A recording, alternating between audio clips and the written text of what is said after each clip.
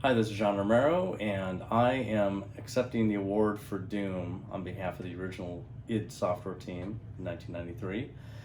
This is for the International Video Game Hall of Fame for a 1990s era game. This is class of 2019.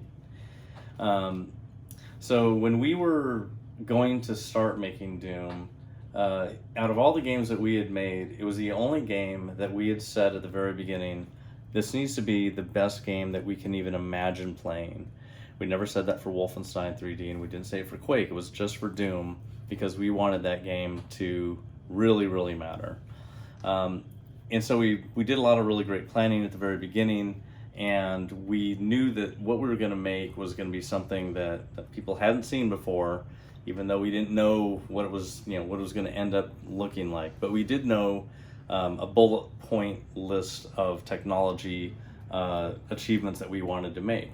And unbelievably, at the very beginning of making Doom, we put out a press release in January of 1993 telling the world that there's going to be a new era of PC programming because of this game. It was crazy that we did that, but we think that we knew what we were doing. So we worked really hard on it. There was just 5 of us at the very beginning, and it was a lot of exploration. It was a lot of R&D on creating an engine that was that fast, and creating an abstract level design style that hadn't been seen before to make levels that were really fun to play.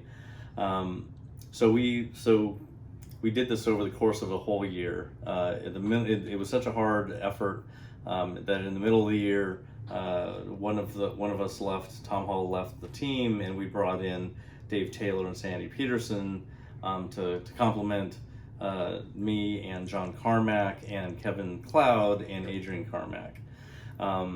And so we had a team of 6 people to finally finish the game, and those last months were really busy. We had to basically put deathmatch in the game. We made a really fast multiplayer game at that time, which really wasn't around. So it was super fast. It was deathmatch. It was co-op.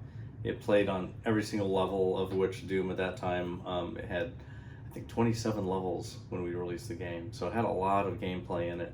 And we released the very first episode of the game as shareware, which was a really innovative concept back then. So it was kind of free to play. We let people download it for free, play it, and if they didn't like it, they didn't need to buy any more. And if they did like it, then they could actually call up a 1-800 number and give their credit cards to us, so then we could buy it.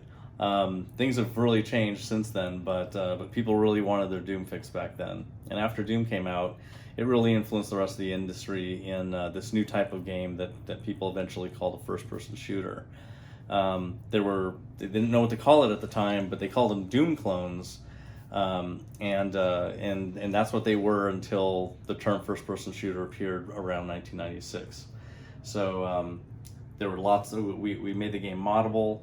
The game has been blessed with mods for decades now. Every day new mods and levels come out for Doom, and it's still growing. So it's a huge community. We're really grateful for it, and we are great. There was great work by the current team in 2016. Actually, it took about 7 years for this team to make an amazing new version of Doom in 2016, just called Doom.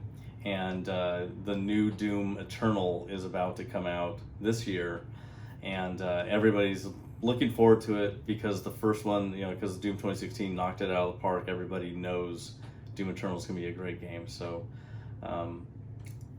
it's a great legacy, and it continues to live on even over 25 years later. And I'm really proud to have been part of the team that made it. Thanks.